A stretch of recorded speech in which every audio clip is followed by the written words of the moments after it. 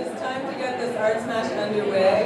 Our first speaker is Kevin Bracken from Newmindspace, and Chris, who is AKA Stoika from Whippersnapper Gallery. And basically, as you know, every speaker is given 15 to 20 minutes to kind of share the insight behind certain initiatives or projects that they've been up to. And I specifically asked Kevin and Chris to be here, and also putting them together here on the spot, because social networking, online tools, all that kind of stuff is a really, it's that really annoying buzzword. Like, I know none of you have heard of Facebook, but they're here to teach you a few things about it. Now, I mean, the reason they're here is because I think they're both examples of how to really leverage a lot of these tools and promote what you do effectively. So. So, those of you who don't know me, my name is Kevin Bracken from Newmindspace, and for the last 4 years, I've been putting on massive, large-scale public events like parties on subway cars, pillow fights, giant games of capture the flag.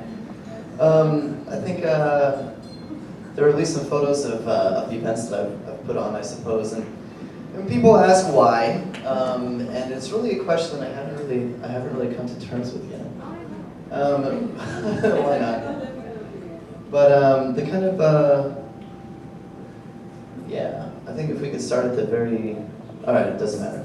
So the kind of events that I put on, I mean, this was an event at the Science Center put on around April to celebrate the first human space flight. On the next slide, you'll see something. What is it on the next slide? So this is a bubble battle. I mean, I think I'll tell you a little bit about what kind of events, because some of you have never been. Have any of you ever been to a Newmindspace event? All right, cool. And so at a bubble battle, basically, like, it was inspired by the Dr. Seuss book, the Butter Battle book, where the warring sides they build increasingly large and crazy contraptions to defeat the other side. It's a Cold War allegory, and so we asked that people do the same thing with bubble toys. We also have giant lightsaber battles, like the one we did in front of the ROM. 4,000 people showed up with massive neon tubes, and we don't ask permission for any of the events that we do. And that was a 5,000 person pillow fight in Union Square that I organized in March. And this is the Times Square bubble battle that just took place, and finally, like, a Science Center party that we did. So to get the word out, we don't spend any money. There's no budget at all for marketing or advertising or anything like that. Basically, it's completely done, or for a while it was completely done by email.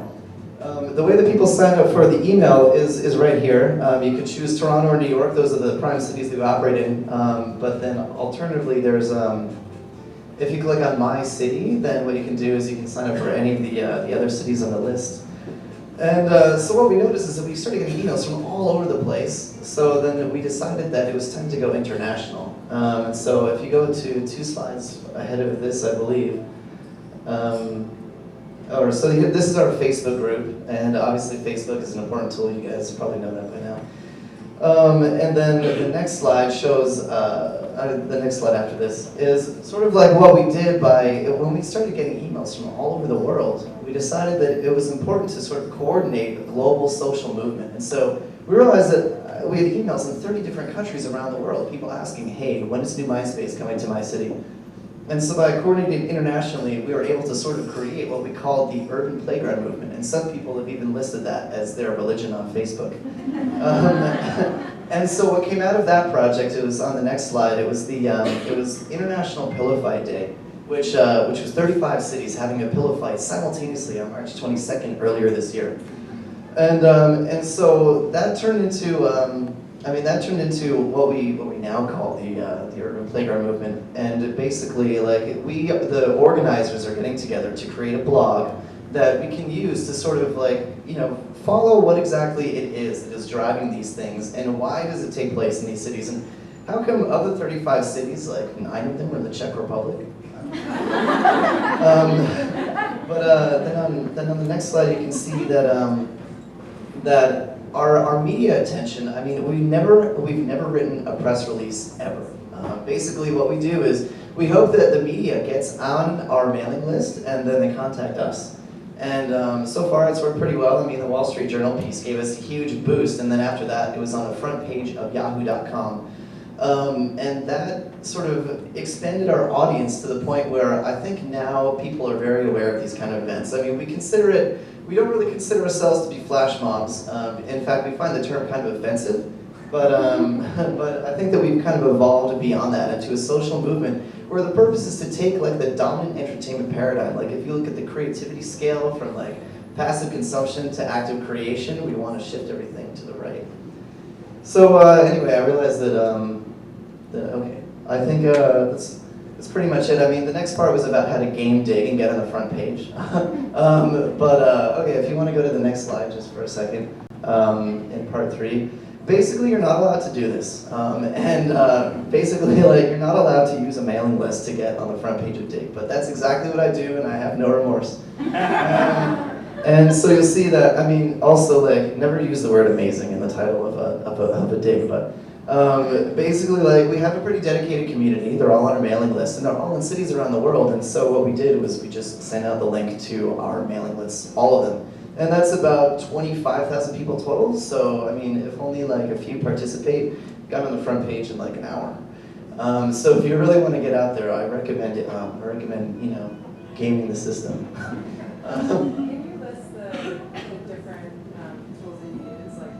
Yeah, I mean, basically you just use, I mean, email is the most important one because people don't burn out on email.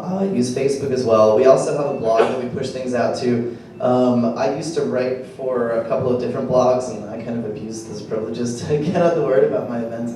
And then sites like this, social bookmarking sites like Dig and Reddit and Delicious, things like that. But I still think that email is the most important tool that one has because you know, email is going to be around for a long time. To manage my mailing list, I just use software that I download myself. I mean, I write PHP MySQL, so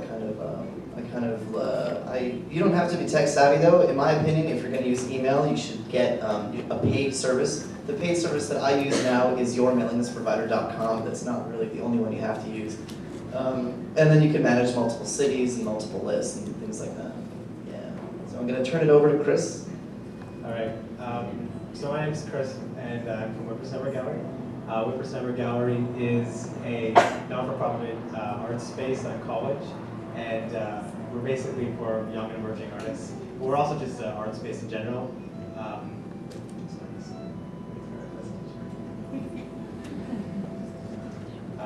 So going forward, yeah, we basically rely all on volunteers. We don't have that much. We don't really have money. We do have grants, like we just got a grant from Artreach, which allows us to do group shows, free group shows. So we do an open call for submissions, and then we have a panel that goes through the submissions, and then we provide. It's usually about 20 to 25 artists because our space is about 2,300 square feet, which is pretty big.